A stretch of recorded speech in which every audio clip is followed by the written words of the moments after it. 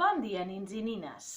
L'enigma que us proposo ara és de l'edat antiga i està ambientat a la civilització egípcia. L'antic Egipte va ser un gran imperi dirigit per grans dinasties. Sempre hi havia un faraó, home, que ho governava tot i era considerat un déu. Però hi va haver algunes excepcions. Hatshepsut, per exemple, va ser una gran faraona que va millorar l'economia i va aconseguir la pau, tot i que per governar hagués de vestir-se com un home. Aquest enigma es diu l'elecció del faraó.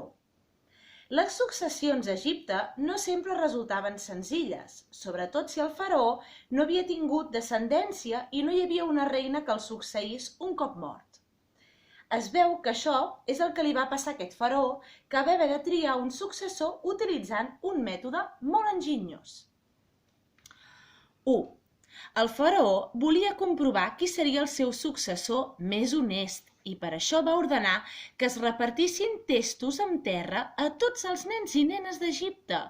Tots havien de tornar a palau amb els testos al cap d'un any. Al cap d'un any.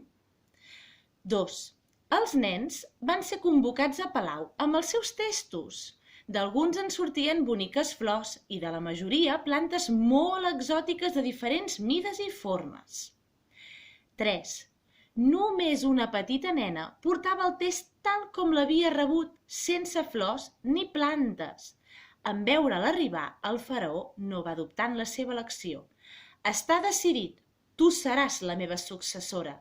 Gràcies, intentaré ser una gran faraona. Ens pregunta l'enigma, per què va triar l'única que no li havia portat una planta? Si teniu la solució a l'enigma, ens ho podeu escriure als comentaris. Petonets!